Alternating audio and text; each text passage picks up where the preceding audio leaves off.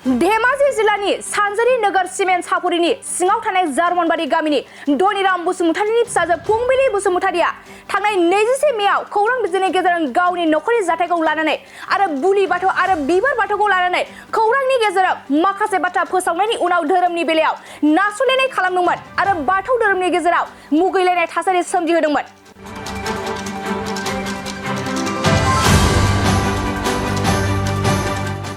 दिनै गावनि गोरोन्थिखौ बुजिनानै धेमाजि जिल्ला गासै माहारियारि आफाद आरो दुलाराय गुदि बाथौ आफाद आरो गासै बर' रायजो राजाफोरनियाव खौरांगिरि मेलनि गेजेरजों निमाहा बिबाय। आं रायजोनिसिम निमाहा बिबाय आरो आं जोंनि सिमेन्ट सापरि सानजारि नोगोरनि आफादफोरनिसिमबो निमाहा बिबाय। दिनैनि सावरायनाय हाबाफारियाव सिमेन्ट दख'रा दुलाराय बर' फरायसा आफाद, धेमाजि जिल्लानि खौसेथि बर' सुबुं आफाद, आइजो अनसाय आफाद, सिमेन्ट दख'रा दुलाराय बाथौ गौथुम आरो दुलाराय गुदि बाथौ आफादनिफ्राय 24 सुबुंफोर आरो गासै माहारियारि आफादफोरा जार्मनबारि गामिनि रायजो राजाफोरखौ लानानै आरो धनिराम बसुमतारीनि नखरनि जेंनाखौ सावरायलायनायनि गेजेरजों मोजां थासारियाव लानानै फैयो। बिनि सायावनो दुलाराय गुदि बाथौ आफादनि गाहाय नेहाथारि रबिराम बसुमतारी आरो सिमेन्ट दख'रा एबसुनि आफादगिरि सन्जीब रामसियारिया खौरां बिलनि गेजेरजों मा फोरमायखो आबुङै मिथिनानै लानि फै। गिबियावनो दुलाराय गुदि बाथौ आफादनि जानानै बयनिसिमबो अननाय मोजां मोननाय सिबिनाय आरो गाहाम अनसायनायखौ बावहरबाय। दुलाराय गुदि बाथौ आफादनि मानिजाथाव आफादगिरि मुस्लिम देरलामांग्रा गयारि बिथांनि दैदेननायाव 2, 3 आरो 4 जुलाइ 2024 खालारनि सानथामनि हाबाफारि लानानै बे समाव धेमाजि जिल्लानि सिमेन्ट सापरि हालामाव जों सौफैबाय। बेयाव सौफैनाय लोगो लोगो सिमेन्ट सापरि हालामनि सिमेन्ट आन्चलिक कमिटि एबसुखौ लाफानानै बर' माहारियारि आफादफोरनि गोबां दैदेनगिरिफ्रा जोंखौ जोबोद गोसो खुसिजों जोंनि जि गोजोन दावबायनाय हाबाफारि बे हाबाफारिखौ बिथांमोना बरायदों। जोंबो बिथांमोननो बे समाव जोंखौ बे खाबु होनायनि थाखाय सानजारि नोगोरनि गासैबो आफादनि दैदेनगिरिफोरनिसिम साबायखर होदों। गमामायैनो थांनाय मे दानाव समाजारि बिजों एबा खौरां बिजों बा गुबुन गुबुन मिडियानि गेजेरजों सिमेन्ट सापरि हालामाव जार्मनबारि गामियाव बोलि बाथौ एबा बिबार बाथौ बुंलायनानै माबा माबि एसे धोरोमारि अलखद फैदों होननानै एबा माबा मोनसे जेंना सोमजिदों होननानै बेखौ जों खौरां बिजोंनि गेजेरजों मिथिनाय लोगो लोगो दुलाराय गुदि बाथौ आफादा थांनाय 16 जुन खालाराव जों बे आयदाखौ लानानै सावरायदों आरो बेवहाय दुलाराय गुदि बाथौ आफादनि बे मावफुं आफादनि मेलनि गेजेरजों थिरांथा लानाय बादिनो आफादगिरि मुस्लिम देरलामांग्रा गयारि बिथांनि दैदेननायाव जोङो सिमेन्ट सापरि हालामाव गोजोन दावबायनो मोनसे हाबाफारि लानानै सौफैदों। बेयाव सौफैनायनि उनाव जोङो दहाय फुंनिफ्रायनो बुंनो थाङोब्ला सिमेन्ट आन्चलिक कमिटि एबसु बिथांमोननि दैदेनगिरि आरो UBPOखौ लाफानानै XNDP, XBLT, आबो बर' थुनलाइ आफादखौ लाफानानै गोबां बर' माहारियारि आफादफोरनि दैदेनगिरिफ्रा जोंनि बे गोजोन दावबायनाय हाबाफारिनि बागै जोंखौ लोगो हमनो थाखाय दहाय फुंनिफ्राय जोंखौ बेवहाय जोंनि जि आलासि जिरायसालि दङ सानजारि नोगोराव बेवहाय लोगो हमफैदों। बेबादिनो जोङो सिमेन्ट आन्चलिक कमिटि एबसु आरो धेमाजि जिल्ला एबसुनि गाहाय मावख' जों बेवहाय बिथांमोननि हांख्रायनाय बादिनो जों बेवहाय सावरायनायाव ज' जाहैदों। बे सावरायनायाव सिमेन्ट आन्चलिक कमिटि एबसुनि आफादगिरिनि दैदेननायजों UBPOखौ लाफानानै बर' थुनलाइ आफाद, आबो, XNDP, XBLT आरो गुबुन गुबुन बर' माहारियारि आफादनि दैदेनगिरिफोरा जेरैहाय दुलाराय गुदि बाथौ आफादनि आरो दुलाराय बाथौ गौथुमनि मिरु आफाद, जिल्ला आफाद आरो दख'रा आफादनि दैदेनगिरिफोरजों बेवहाय जों जयै सावरायदों आरो सावरायनाय लेखायै जार्मनबारि गामियाव बिसेस भाबै धनिराम बसुमतारी आरो दिपाली बसुमतारीनि नखराव जाबादि मोनसे जेंना सोमजिदोंमोन बे जेंनाखौ जों बोरैहाय सुस्रांनो हायो आरो जायगायाव बोरैहाय गोजोन थासारि फैनो हायो बेखौ लानानै जों बेवहाय सावरायदों। गमामायैनो जों दिनै बाख्नायनांगोन सिमेन्ट आन्चलिक कमिटि एबसुनि आफादगिरि दैदेननायनि गेजेरजों जाबादि बेवहाय गोबां गेदेमा सुबुंफोरनि गोरों गोरा आरो सानसुमैफोरनि बाहागो लानायाव जों जाबादि सावरायबाय बे सावरायनाय लेखानो जों बिनि उनाव जार्मानबारि गामियाव जों थांदों। जार्मानबारि गामियाव बिसेस भाबै गामिनि दैदेनगिरिफोरा एबा रायजो राजाफ्रा जोंनि सावरायनायाव बाहागो लादों आरो बेवहाय जोंनि जि जार्मानबारि गामियाव जाय न'खरखौ लानानै बेवहाय माबा मोनसे अलखद फैदोंमोन एबा जेंना जादोंमोन जेरै धनेराम बसुमतारी आरो दिपाली बसुमतारी बिथांमोननि न'खरनि फोलेराबो बेवहाय जोंजों सावरायनायाव बाहागो लादों। बेवहाय सावरायनायाव मोनसे थिरांथायाव फैनाय बादिनो जेरै जार्मानबारि गामि समाजनि माखासे खोथाखौ लानानै आरो रायजो राजा एबा गोरों गोराफोरनि माखासे सुबुरुनखौ लानानै बेवहाय माखासे मोनसे गोरोबथा जोबनायथिं बेवहाय फैनाय जादों। उनावहाय जों मिथिबाय जे जार्मानबारि गामियाव जि मोनसे थासारिखौ लानानै बेवहाय दावराव दावसि जादोंमोन ससियेल मिडियायाव एबा दान्थे बिदान्थे जादोंमोन एबा गोबाङानो हयथ' गोबां माखासे जों मिथिनाय एबा मिथियै माखासे मानसिफ्राबो बेवहाय गावबा गाव कमेन्टफोरखौ होदोंमोन। नाथाय जोङो बेवहाय गासै बिथिंजों नोजोर होनानै जेब्ला सावरायनायनि गेजेरजों मिथिबाय जे माखासे बाथ्राफ्रा खौरां बिजोंनि गेजेरजों बेखौ एसे जाथायखौनो गुवार खालामनाय एबा फिसा मोनसे बाथ्राखौनो बेवहाय गिदिर बाथ्रा बायदि फोसावनाय जों बेवहाय नुनो मोनबाय। जेखि जाया मानो दुलाराय गुदि बाथौ आफादनि जे गोजोन मोनसे दावबायनाय हाबाफारिजों गुबुन गुबुन आफादनि माखासे दैदेनगिरिफोरनि जि बाहागो लानायनि गेजेरजों बेवहाय सावरायनायाव बेवहाय जार्मानबारि गामियाव आगोलनि जिबायदि गोजोन थासारि बे गोजोन थासारिजोंनो धनेराम बसुमतारी आरो दिपाली बसुमतारी न'खराबो बेवहाय आगोलनि बादिनो मोनसे गोजोन थासारिजों बेवहाय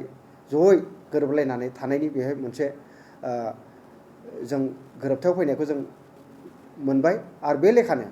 धनेराम बसुमतारी एबा दिपाली बसुमतारी न'खराबो गावसोर जा खान्थिजों बेवहाय गावसोरनि न'खराव जाबादि फुजा होयो एबा फालियो बेखौबो रायजो राजाया जेबो अजर गैया होननानै बेवहाय बुंथिबाय। अदेबानि दिपाली बसुमतारी एबा धनेराम बसुमतारीनि न'खरा मिथिनानै जा मिथियालासेनो जा एबा गुबुन जायखिजाया सुबुङा माखासे जोंनि सुलुंखौ मोजाङै आन्दाज लायालासेनो बुंनायानो जा जों बेफोरखौ गासैखौबो थदबिर लानानै जों दुलाराय गुदि बाथौ आफादा जों दिनै बुंगोन जोंनि बे सानजारि नोगोराव बुंनो थाङोब्ला बे सानजारि नोगोरनि गुबुन गुबुन जोंनि बर' माहारियारि आफादफोरनि जायफोर दैदेनगिरिफोर दङ बेवहाय बिथांमोननि बुंथिनायजों जों मिथिनानै मोनबाय जे जों ससियेल मिडियायाव खोनानाय बादि एबा मिथिनाय बादि बेबादि बेवहाय बिदि बेले बेजे जेबो जायाखै। एसे माबा मोनसे जादोंमोन नाथाय बेबो बांद्राय बेबादि जों गुबुनफ्रा खोनानाय बायदि नंद्राया। बेवहाय बिनिखायनो जों दिनैहाय जार्मानबारि गामियाव जेरैबायदि गोदो आगोलाव जेरैबायदि गोजोन थासारि दंमोन बे दिनैनिफ्राय आरोबाव बेखौ गोख्रोंसिनै गोजोन थासारिया सोलिगोन एबा जाबाय होननानै जों दहाय जों गावनो मिथिबोबाय। दा बिदिबा रायजो राजायाबो दिनै दिपाली बसुमतारी आरो धनेराम बसुमतारीनि न'खरखौ अननायजों बिथांमोनाबो बजबदों आरो बेहायबो जोंनि सानबाय दुलाराय गुदि बाथौ आफादा गुबुन गुबुन आफादफ्रा जेबादि बे जेंनाखौ सुस्रांनायाव जेबादि मदद खालामदों जों दिनै बे समाजारि बिजोंनि गेजेरजोंनो सिमेन्ट दख'रा एबसु लोगोसे गुबुन गुबुन आफादनि गासै बिबानगिरिफोरखौबो जों दिनै जोंनि बे जेंनाखौ सुस्रांनायनि बेलायाव जाबादि मदद आरो थुलुंगा होबाय बिथांमोना जेबायदि बाहागो लाबाय जों दिनै बे समाजारि बिजोंनि गेजेरजोंनो बिथांमोनखौ गासैखौबो जों बाख्नायगोन आरो साबायखर होगोन। जों मिजिंथिदों बेबादि थासारिया जेबायदि गुबुंले थासारिया माबा मोनसे जाथावै समाव जानो नागिरोबा एबा जायोब्ला जों बेखौ रावबो लाइ होआ आरो दुलाराय गुदि बाथौ आफादा बेबादि थासारिखौ जों माब्लाबाबो लाइ होआ। बे लेखायै गुबुन गुबुन आफादफ्राबो जेबायदि दिनै एकमत जादों जे जेखि जाया माबा मोनसे जाथावै जाथाय सोमजिनो नागिरबा बेखौ जयैनो बयबो हेफाजाब होलायनानै रायलाय होनलाय जेंनाफोरखौ सुस्रांनो थाखाय जों बयबो दिनै थियारि जादों। आरो बे बिथिङाव दिनै सानजारि नोगोरनि गासैबो बर' माहारियारि आफादनि दैदेनगिरिफोरा दिनै जिबादि थुलुंगाजों जार्मानबारि जेंनानि जिबादि मोनसे थासारिमोन जेखौ जों जेंना होननानै सानदोंमोन बे जेंनाखौ गैया खालामनानै जिबादि दिनैनिफ्राय आगोलनि बादिनो जि मोनसे गोजोन थासारि लाबोदों बेवहाय जों दिनै जोबोद गोजोनदों आरो जों सानदों जों जा थांखि एबा नोजोरखौ लानानै गोजोन मोनसे दावबायनाय हाबाफारि लाबोदोंमोन दिनै जों साक्सेस जाबाय आरो बे साक्सेस जानायनि आन्दोआवनो धेमाजि जिल्लानि सिमोन साफरि हालामनि दुलाराय बर' फरायसा आफाद एबा गुबुन गुबुन आफादनि गासै दैदेनगिरिफोरनि बे मोनसे मैखोम बिहोमा होननानै जों बुंनो नांगोन। बिथांमोननि हेफाजाब आरो थुलुंगानि गेजेरजोंनो बे थासारिया दिनै गुबुंले थासारि जानो नागिरनाय बे मोनसे थासारिखौ जों दिनै गैया खालामनो हादों आरो जों दिनै धेमाजि हालामनि बे सिमोन साफरि हालामनि गासैबो रायजो राजाया दिनै गासैबो बे गोजोन थासारिखौ हास्थायदों आरो बिदिनो दिनैनिफ्राय जों सानदों फैबाय थानाय समफोराव बयबो गावनि असे होनलायनानै आंगो होनलायनानै अनलायनानै जोंनि गेजेराव माबा मोनसे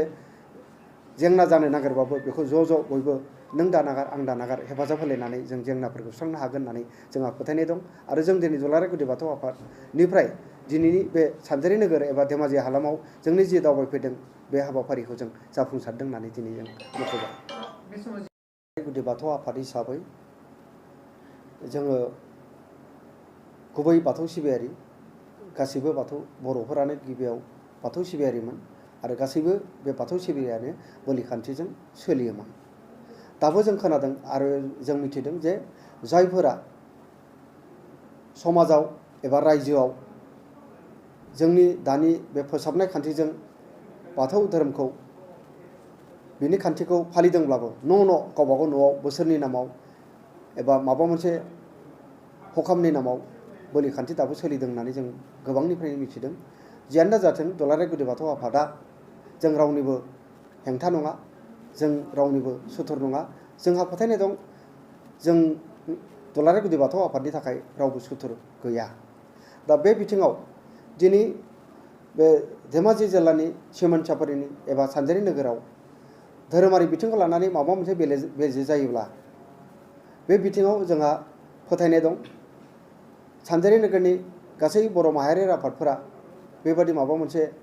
जायखिजाया बिथिङाव धोरोमारि बिथिंखौनो जा एबा गुबुन बिथिङावनो जा माबा मोनसे बेले बेजे जायोबा जेरैबायदि ज' बयबो नों दानागार आं दानागार बिथांमोना खौसेयै जेरैबायदि जेंनाफोरखौ सुस्रांनो थाखाय जेबायदि खामानि मावदों जों बेखौ मिथिदों। आरो बे बिथिङाव जों दिनै बुंनांगोन धोरोमारि बिथिङावनो जा एबा माबा मोनसे बिथिङावनो जा बिसेस भाबै धोरोमारि बिथिङाव आं सानदों दुलाराय गुदि बाथौ आफाद एबा बाथौ दुलाराय गुदि बाथौ आफाद आरो दुलाराय बाथौ गौथुमजों जोंहा जेबो कमप्लिट गैया। जानो हागौ जोंनि सिबिनाय खान्थियाव आलादा, नाथाय बाथौआ बाथौआनो। बे हिसाबै जों सानदों जोंनि दुलाराय गुदि बाथौ आफादा दिनै दुलाराय बाथौ गौथुमजों धोरोमारि बिथिङाव सिबिनाय खान्थिखौ गारनानै धोरोमारि बिथिङाव जों माबा मोनसे सावरायलायनायनि गेजेरजों बाथौ धोरोमखौ मुलुगनि दरबाराव खोमथा फसंथानायजों लोगोसे जों सिनायथि होनो थाखाय आरो मुलुग दरबाराव बे बाथौ धोरोमखौ लांनो थाखाय जों माबा मोनसे मावलायनो हायो नामा, जोंहा बिदि माबा मोनसे मिजिं दं। बे दिनै प्रेस मिटनि गेजेरजों बेखौनो फोरमायगोन आं सिमेन्ट अखा दुलाराय बर' फरायसा आफादनि जानानै बेयावहाय मायाबा मोनसे देरहानाय मायाबा मोनसे गोजोननाय बिदि जेबो फिलिंस मोनाखै, जिहेथु बेयावहाय जेबो प्रब्लेमानो क्रियेट जाखायाखै। दखरा आफादनि जानानै आं बेखौसो बुंगोन जे थांनाय समावबो आङो माखासे खौरां बिजोङाव बेले बेजे सोमजिनाय जाथायनि सायावहाय आं बेखौनो बुंखादों। जोंनि ओनसोलाव लिडार दं, दैदेनगिरि दं, जेबो प्रब्लेम जायाखै। सोरबा माखासे मिसकमिउनिकेसन बेनि सायावहाय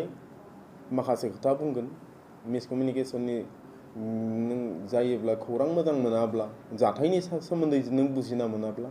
नों बेवहाय बुंनानै खुनु लाब गैया। जोंनाव दैदेनगिरि दं माखासे, आरो जों दुलाराय बर' फरायसा आफाद हिसाबै मिरु लेभेलनिफ्राय लानानै जिल्ला दखरा जोङो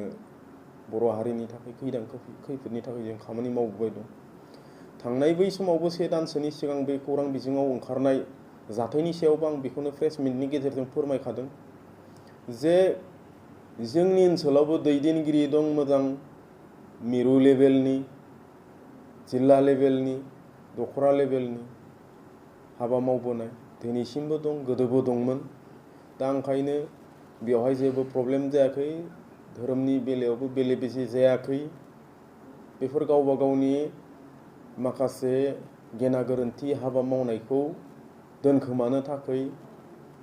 किसुमान माखासे दायनिफ्राय गुबुन दायसिम बारलांनाय बेनिफ्राय बारग'नो थाखायसो बेफोरबायदि हाबाखौ मावदों होननानै आं सानो। ओंखायनो आं बै समावबो बुंखादोंमोन जोंनि माखासे बर'नि दैदेनगिरिफोर दं, बेफोरखौ फैनानै नायफैजागोन, सुलु लाफैजागोन,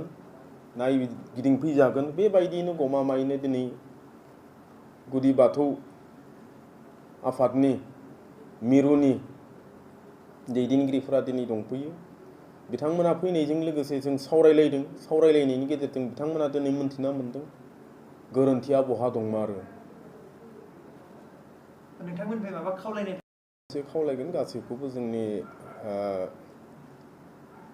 बर' हारिखौ जोङो बर' हारि हिसाबै जोङो जोंनि गुबै धोरोम होनोब्ला जों बाथौआनो दा बेवहाय बाथौनि अनगायैबो जों जोंनि बर' हारिनि बा बर' हारिया गुबुन गुबुन धोरोमावबो दङ सतसंगि ख्रिस्टान ब्रह्म माखासे गोबां धोरोमाव दङ गोसारनानै दा ओंखायनो आं बेखौनो खावलायगोन जे धोरोमनि बेलायाव दाङाबाजि जानो नाङा गावजों गाव मोनसा मोनसि मोनलायनाय सोरखौबा उन्दै गेदेर सानलायनाय मोनसा मोनसि बेफोर थानो नाङा इसोरखौ जिखौ गाबज्रिगोन नों बेखौनो मोनगोन बेखौ लानानै सोरखौबा सोंखारिनाय सोरखौबा माबा मोनसे कन्ट्रभारसि खालामनाय बेफोरनिफ्राय गोजानाव थानांगौ दा हारि हिसाबै हायोब्ला जों बर' हारि हिसाबै जोङो बर'नि गुबै बाथौ धोरोमाव जोङो बेवहाय थानानै जोङो धोरोमखौबो गाबज्रिनाय बे धोरोमखौबो फोसावनाय बे हाबाफारिखौ मावोब्ला बेटार जायो आं बेखौ सानो आरोखि दा बेखौसो गोजोनथाव खौरां नोंथांमोननि थाखाय लानानै फैदों MRM मेम'रियेल हस्पिटालाव गोबां बेमार फाहामथाय होनायनि खाबु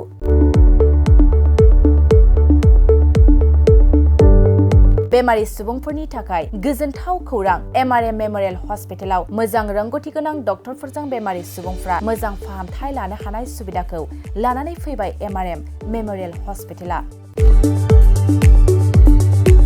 क'क्राझार सहरनि पुलिस पइन्ट आरो अमश्री हटेलनि साखाथियाव थानाय बयजोंबो मिथिसार जानाय MRM मेम'रियेल हस्पिटाला गोबां फेसिलिटिस खाबुफोर फोसावदों MRM मेम'रियेल हस्पिटालनि फेसिलिटिफ्रानो जाबाय critical care medicine emergency medicine paediatrician pathologist general medicine diabetologist OBS and gynae cardiology general surgeon neuro surgery advance laparoscopic ENT surgery department ophthalmologist surgical gastroenterologist neuro psychiatry onco surgery department dermatologist orthopaedics residential medical officer inter facility unit physiotherapy radiologist histopathological department urologist emergency department CT scan X-ray pathology department vaccinator department आरो MRM memorial हस्पिटालाव 24 घन्टा जेब्लाबो खुलाय थागोन लांलाय लाबोलायनि एम्बुलेन्सनि सुबिदायाबो 24 घन्टा थागोन गोबां मिथिनो थाखाय नैबे 9854081948 93655020048 जानबुं नाम्बाराव फन खालामनानै नोंथाङा मिथिनानै लानो हागोन।